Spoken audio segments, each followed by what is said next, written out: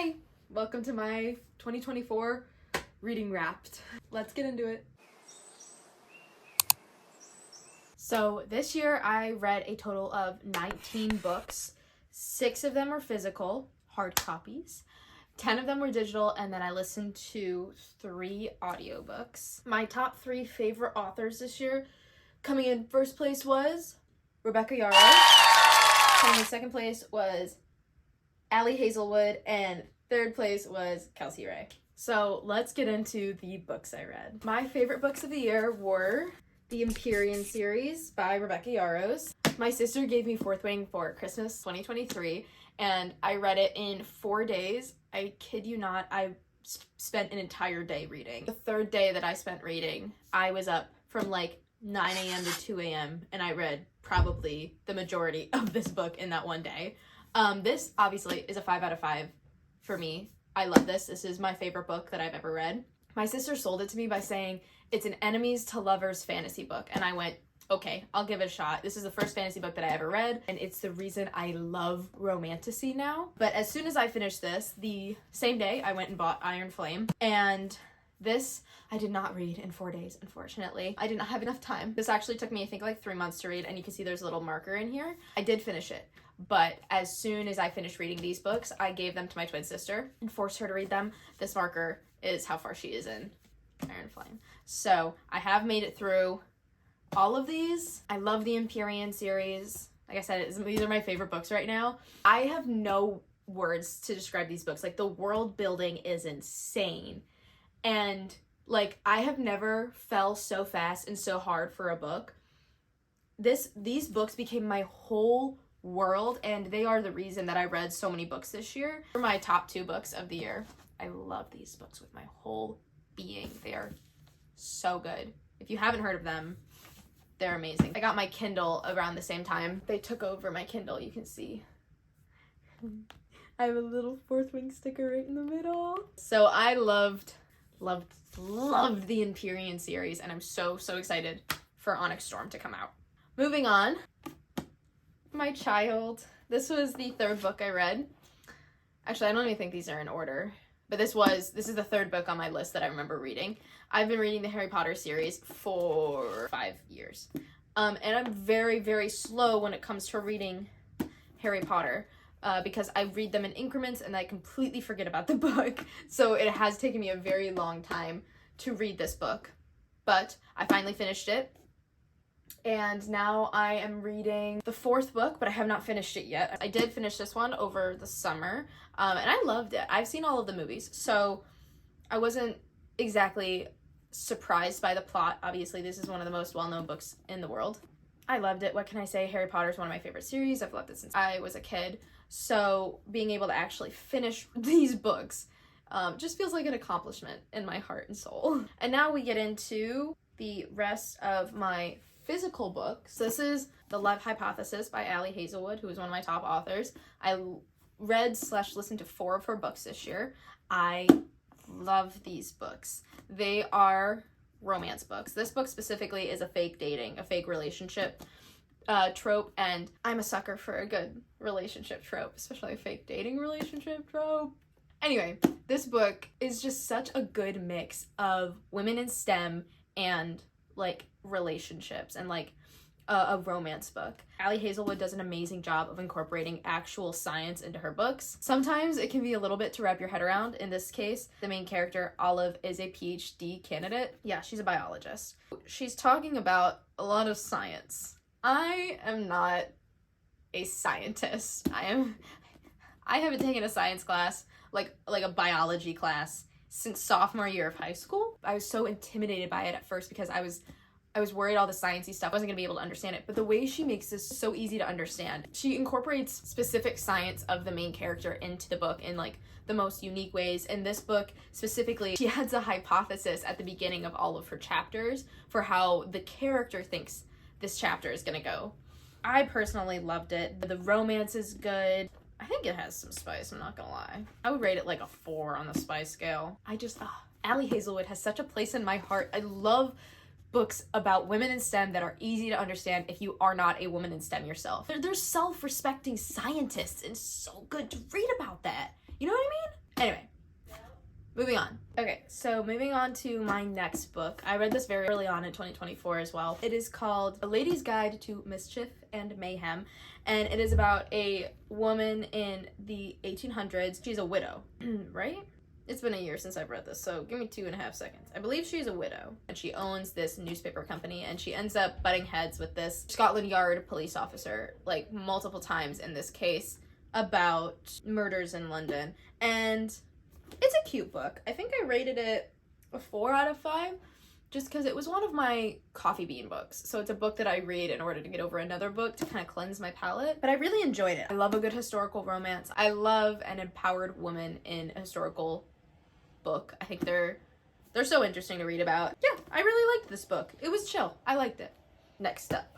Ooh, this was a very random book. I bought these 2 books together, actually, very randomly off of Amazon. I was going through a National Treasure phase. I'm gonna steal the Declaration of Independence. I was watching all the National Treasure movies. I was watching the TV show.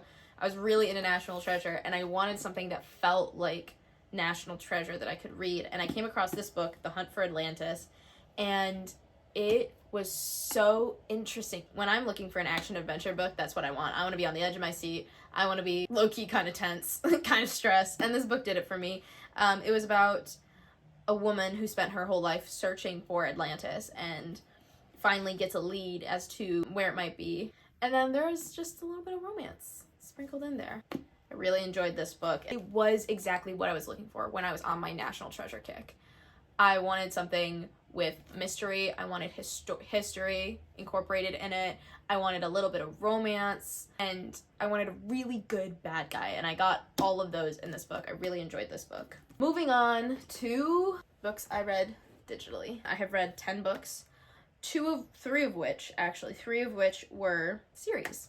My favorite series that I read on my Kindle was the Don't Let Me series. I did only get two books in out of the Don't Let Me series by Kelsie Rae. I think there are like 6 books, maybe 5 or 6 books in the series.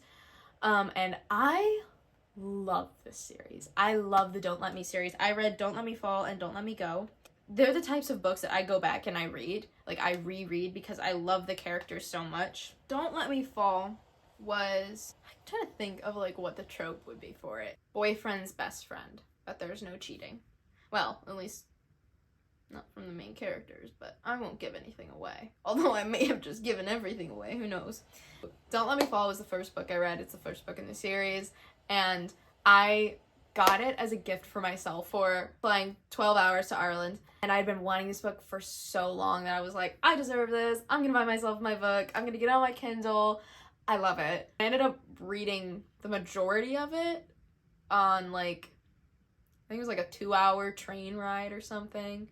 We took like a bunch of trains in one day, and I ended up reading most of it in that one day. And much like with the Empyrean series, as soon as I finished one book, I had to get the next book. And so that's where I got Don't Let Me Go. It's a brother's best friend trope. And I love this book as well. Both books were very high on the spice rating. Kelsie Rae. I love these books.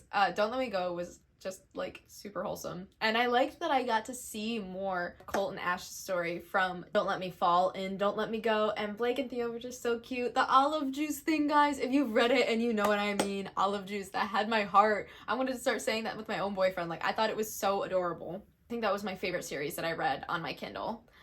Moving on, I also found another series that I really loved. I read 3 of the Hawkeye's hockey series. I really liked them. I thought they were cute. I love a good series that has a bunch of standalones that can be read on their own, but also like can be read in the series, and you get to see like the other characters interact. The names of these books are such innuendos, and I think they're really funny. But I read Cocky Score, Filthy Score, and Brutal Score. I liked all of them. I think Cocky Score and Filthy Score were my favorites. I think they were both fake dating tropes, but for different reasons. Like, I'm pretty sure if I remember correctly, Cocky Score was a fake dating trope in order to repair like a bad reputation, and then for Filthy Score was a fake dating trope in order to kind of help someone get out of a bad situation, not like like with a past relationship. And I liked both of them. Brutal Score was fine, but I do remember getting bored like halfway through, just because I had read a lot of other books like it. But I liked all of them. I think all of these books are hockey romance books. If you guys have any recommendations for other types of romance books, I am very open to hearing, because I'm kind of getting sick of reading the exact same thing over and over again. That's my own fault, though. So the next few books I read, there was another series called the Vancouver Storm series, and that was Behind the Net and The Fake Out. Those are both really cute. I remember really liking The Fake Out. Behind the Net was good, but I really liked The Fake Out. And then the last two were standalones, as far as I know. Okay, so all of these I'm pretty sure are part of a series that I just haven't read. So the last three books were good, but I don't really remember much about them, and that was Sunrise, The Goal, and Princess and the Player. Now, moving on to my audiobooks. The audiobooks that I listened to this year. If you can guess, all three of the audiobooks I listened to were by Ali Hazelwood. She is my favorite author for audiobooks. I love listening to her audiobooks. I'm pretty sure two of them were a part of this series. So the three books I read were Love Theoretically, Love on the Brain, and Two Can Play. Love Theoretically and Love on the Brain were about women in STEM falling in love. Love Theoretically was, I'm pretty sure, about a theoretical physicist.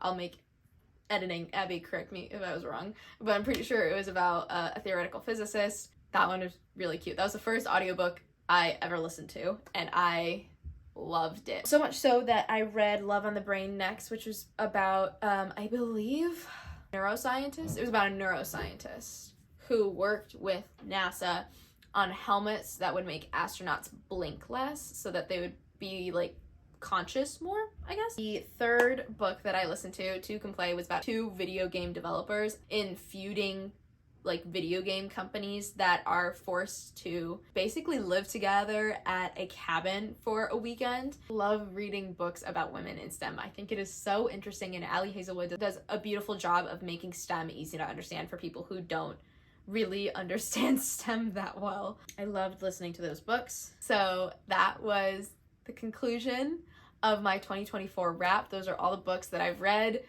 and listened to this year.